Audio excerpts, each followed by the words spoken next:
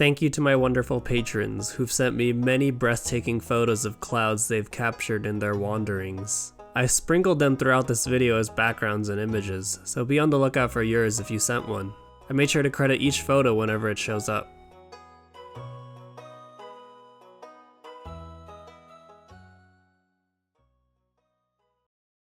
Sehnsucht is a German word. It means a wistful longing or indescribable yearning in the heart for we know not what. Mankind's wanderlust for the intangible has manifested in various ways. Second to the sea, the sky has raptured the imagination of many across time, giving us countless tales of kingdoms and creatures hiding among the wispy ephemera.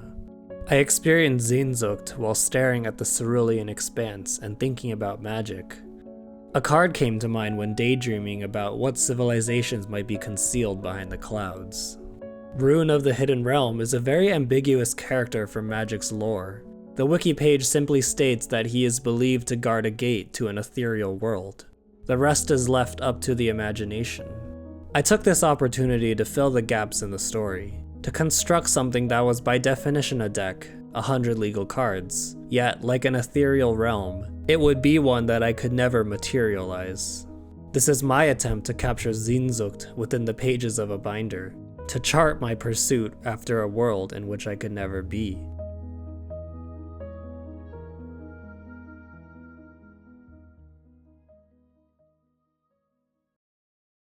What is the force that drives us to explore? And what is it that we are seeking? Caspar David Friedrich's masterwork, The Wanderer Above the Sea of Fog, provides some insight into mankind's desire to experience nature's magnificence. These first 9 cards are emblematic of that quest into the wild.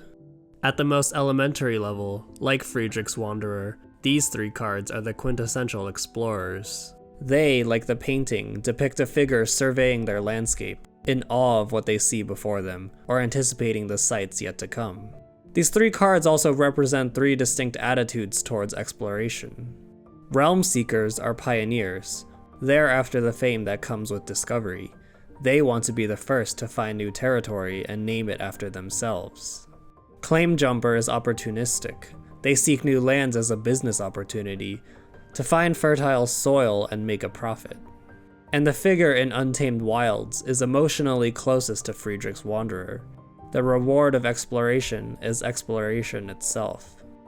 The word sublime is a term used when talking about landscapes in Romanticism, to evoke an intangible grandeur, a primal unknown beyond what we might be able to see in our world.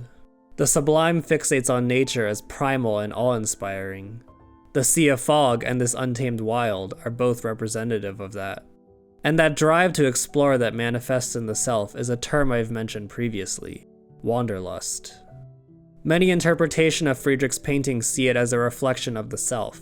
The figure supposedly resembles the painter, and their overlooking of the Sea of Fog is a contemplation of life's journey, the supposed path they took to reach this summit.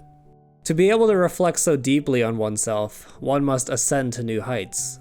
Friedrich's figure positions himself on the precipice of a mountain.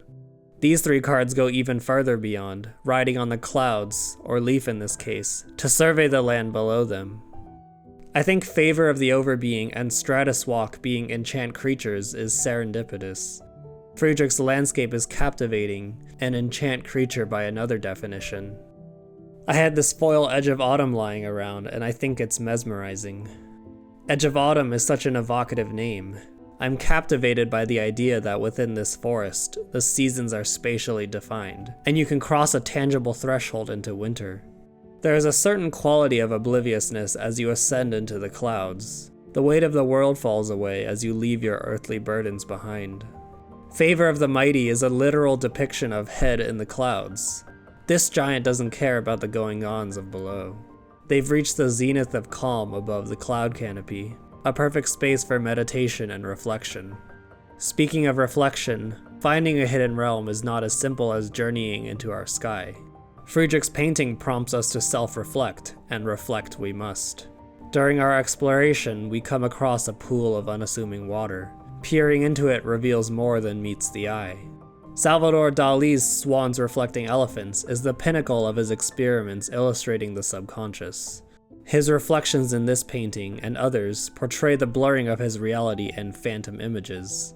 The swans and dead trees above become elephants when viewed in the water. His paranoid critical method, better explained as a conscious exploitation of the subconscious, was necessitated by the all-consuming hunger of metropolitan society. In a world where everything becomes codified and dissected swiftly by the masses, Dali's work offered a look at unbridled imagination, a break against the confines of logic. To put it simply, it was an escape from mundane reality.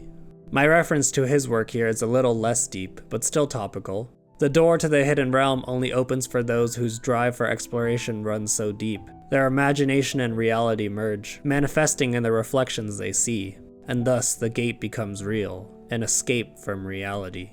Migratory Route by Winona Nelson is a little unassuming. It simply looks like some cranes beginning their journey towards another climate. But if you look closely at the reflection, you'll see these mountains that aren't in our world above. The birds have already reached their destination and are departing for the journey back. This artwork quite elegantly shows the cyclical behavior of these migratory birds in a very subtle and surrealist way. Hence it makes mechanical sense why this card has basic land cycling. After all, these birds are searching for lands. Sometimes I think the Magic designers are a little too clever. Copyland writes that sometimes the best place to hide an entire world is right in plain sight. A thin veil unnoticed, except by the most perceptive and curious. Realmwright is both a surrealist and a romanticist. It paints reality to how it sees fit, concealing it in a reflection. But what is this reflection? Is it the truth, or an illusion shaped by delusion? The theme of thinly veiled worlds continues with these next three cards. Broken Ambitions depicts a tree whose foliage gathers at the end of the branches, pushing back the gloomy clouds to reveal a clear sky. Serenity hidden by an imposing front. I'm not actually sure what the lore of this card is in Lorwyn terms. If a Vorthos in the comments section wants to explain it to me, go ahead. Forfen is one of my favorite cards I found for this project. I sort of read the spatial distortion in two ways. The viewpoint is positioned in a way to make us feel as if we're looking at the fortress through an invader's point of view. The composition of the piece almost looks like an eye, suggesting that all we are seeing is an optical illusion. My second interpretation is that the fortress is actually there, a three-dimensional object emerging out of a two-dimensional space and stretching the fabric of reality to create this strange four-point perspective, almost as if an eyelid that were closed suddenly lifted open. With our eyes now set on the correct horizon, let us join our explorers and descend into the sky below.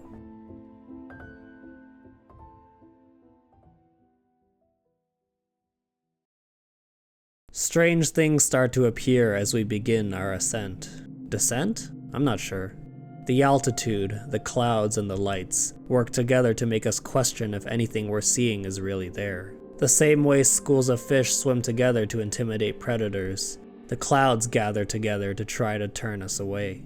Formed by an observer's own shadow, the Brocken Spectre resembles an elongated humanoid, an uncanny stalker watching from beyond.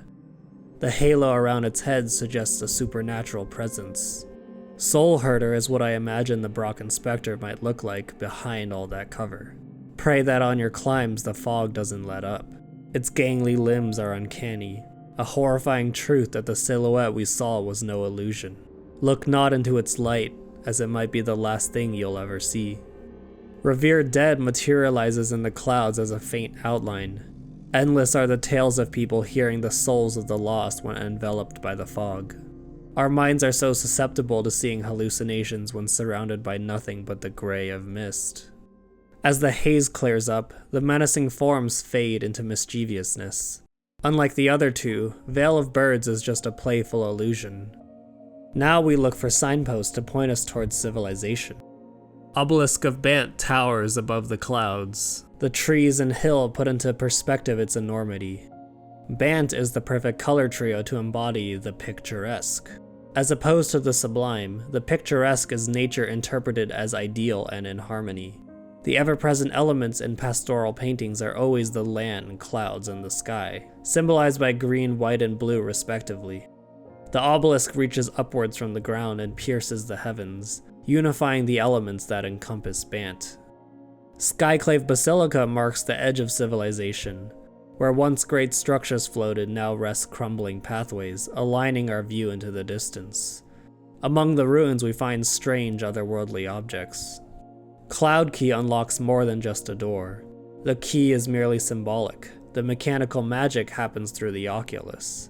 It opens a portal to what our heart longs for, even if we don't immediately know what that is. Perched on a shattered island is a strange gargoyle-like figure.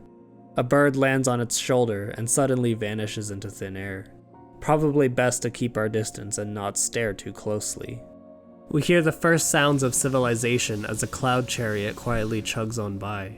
We see mounted riders flying towards the horizon. Aerial caravan and congregation griff are commercial, used for ferrying and delivering. These next four are militaristic. Veteran Cavalier is my favorite painting from this little collection. Randy Post always paints these pale-skinned figures with dark clothing in contrast. The horse is painted this way as well, with its bright white spots and dark brown hair. Post always finds a way to center his character, and uses the space around them to give the painting movement.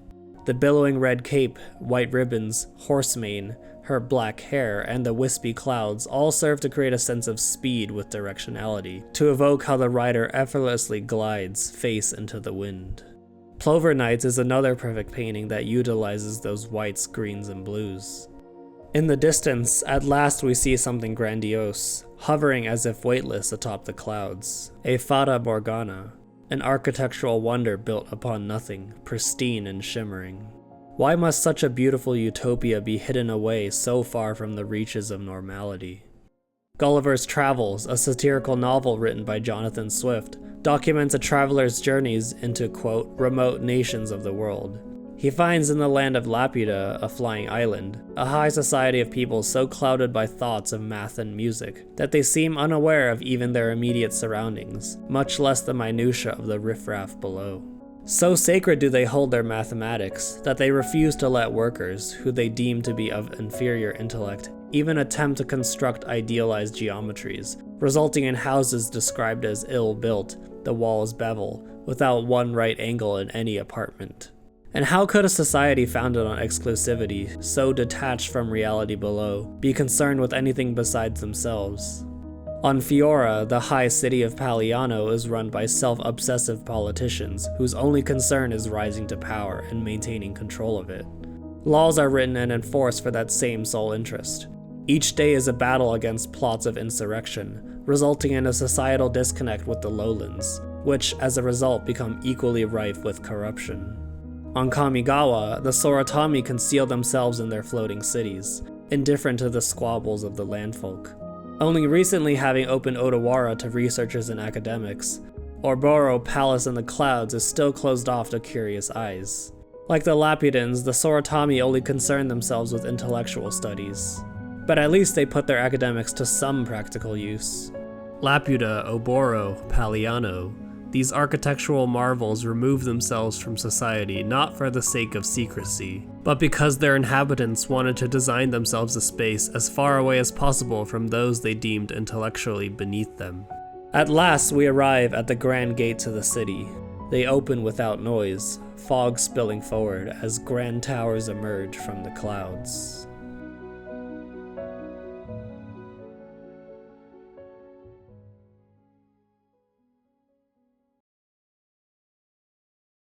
I just described a sort of pessimistic outlook on high-flying exclusionary societies. This page looks to reimagine it in the form of a utopia. Fauna of all different forms, size, and purpose can live here in harmony. Life in the clouds is populated by slightly familiar and yet strange creatures. Even the most mundane of critters are imbued with an element of the arcane. Cloud Chaser Eagle is drawn to concentrated areas of magic, absorbing it to sustain itself. This hue of beige matches with the frame of the card, giving the entire piece cohesion. The color palette of the eagle and background are exactly the same, but you can still easily distinguish them visually. The eagle is illustrated sharply against the softness of the clouds, each feather on its wing cutting its own way through the sky. I have this beautiful foil printing of the modern frame Horizon Chimera, but it lacks the thematic flavor text of the reprint. Do not try to make sense of the chimera. Impossibility is its habitat. This, more than anything, looks like it comes out of a Dali painting. The color-shifted prints from Planar Chaos are pretty fitting for this narrative about worlds blending together. Two icons in Sarah Angel and its derivative Sarah Sphinx fit this deck perfectly. Sarah Sphinx fixates on divination through the study of reflections. I've put Imperial Archangel, a second Greg Staples drawing, next to Sarah Angel. It's another Bant painting filled with shades of blue, white, and green, all bask in the angel's golden radiance. Ouroboros Breeze Color, like Cloud Chaser Eagle, shares its color palette with its surroundings. Unlike the eagle, which distinguishes itself in the sky, Ouroboros Breeze Color, much on brand for the Soratami, blends itself in with the mist, along with the palace in the back. The original Feldegriff is an Easter egg alluding to the game's creator, and Questing Feldegriff is an iteration on that. The entire artwork is washed in this subtle peach hue that ties all the elements together. You can see that beautiful color in the clouds, the feathers on the wings, and in the lashes of water. Alabaster Dragon and Simic Sky Swallower, with their frills, fins, and spines, are a stark contrast to the soft, puffy clouds they're surrounded in.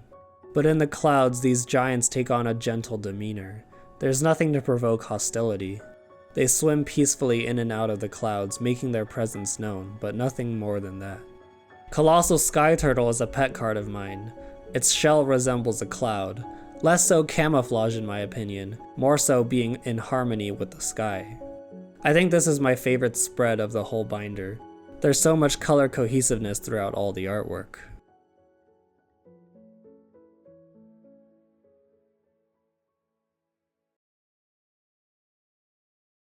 The elemental energies living up here make themselves seen using the clouds as their vessel. The quality of air lends itself to channeling the purest essence of emotions. I see the forms that the clouds take on to be a representation of the collective traits of the populace.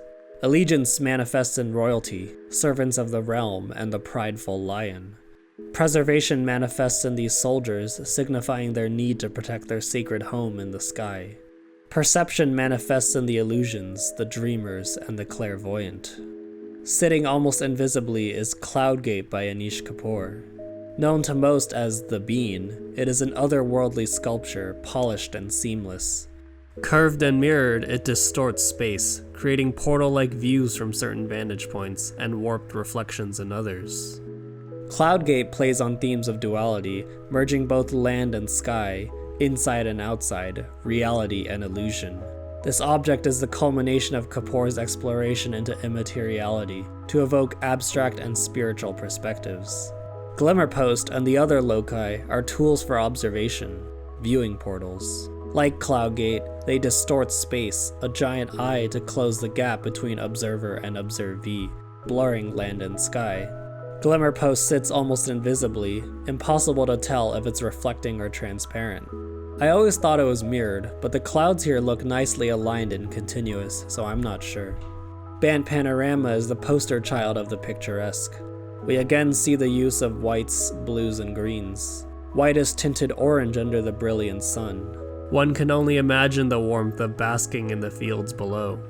There has never been a more refreshing breeze that blew through fields of perfectly green grass. The face hidden in the cloud forms evokes memories past. The clouds above Bant carry with them the essence of those they sheltered. This is absolutely my favorite painting from this collection. Truth be told, I wanted to build this entire deck just to showcase this one card.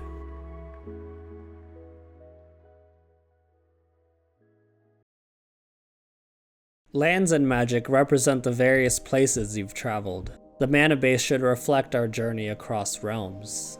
We start with earthly objects, foundations rooted in the ground. We have trees and towers pointing skyward. During our journey, we found ourselves gazing into reflections, asking, what are we truly seeking?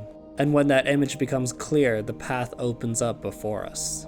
We're welcomed into this strange but slightly unfamiliar place, landforms guiding us up towards the clouds. The vines grow tall, assisting our climb.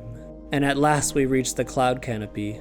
There's nothing left to do but take in the calm and marvel at the sights. I wanted to close this adventure by meditating on some of Magic's most tranquil landscapes and some of my favorite art. 3 of each color to help us channel the essence of land, cloud, and sky. The Forsaken Land Cycle from Onslaught by Heather Hudson holds a special place in my heart. Thank you, Heather, for giving these forgotten pieces of land the love and detail they deserve. The scale of Drifting Meadow is bewildering. These trees and boulders help us comprehend the thickness of these chunks of earth. Saprazan's Scary depicts those ever so magnificent cotton candy clouds that we yearn to see every sunset. Pendelhaven is pure magic, primal, ageless, and fantastical. This Plains by Rob Alexander defies all earthly logic. This wafer of a slab shouldn't be this high up and couldn't be this thin, and yet we ignore it and find serenity in the surrounding clouds. It was a very tough choice for Island between this one from 5th edition by J.W. Frost and this one from Odyssey by Rob Alexander. I settled on the Odyssey Island mostly because of Black Border Sanctity, but this 5th edition island is indisputably thematic, with its portal-like reflected archways. And last, but by no means least, this forest by Jerry Turritelli feels so familiar. It brings warmth through golden leaves and grass, and brisk air with its subtle bluish shadows.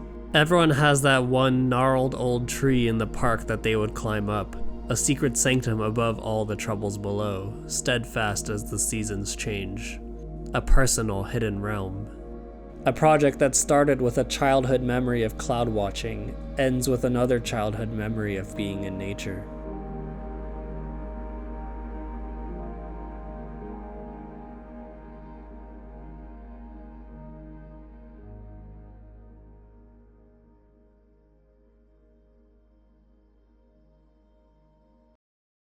That is the end of this video. Thank you for indulging me once again. I hope this was inspirational to you all in some way. Thank you again to all the patrons who sent me cloud photos. I hope you all go outside after this, breathe in some fresh air and stare at the sky. Snap some cool pictures of clouds to admire later. If you have any card suggestions that you think could fit this deck better than what I chose, feel free to let me know. The full deck list will be in the Architect link below. I'm also putting out 2 bonus videos on the Patreon later. The first one will be a more casual talk throughout this entire binder and the quest to find the perfect 100 cards. The second will be a time-lapse plus voiceover of my painting process for the front page display. When I originally started this project, I wanted to foil out this entire deck. I did not look at any of the foil prices beforehand when I decided what cards I would include. During the making of this video, Oboro Breezecaller's foil price spiked enormously. I saw a listing ranging in the thousands for a while, though the price has gone down to more reasonable levels now. Maybe I'll pick up a copy one day. For now, thanks for watching. Please don't forget to like and subscribe if you'd like to see more. Thanks again to those who've supported me through this long editing process.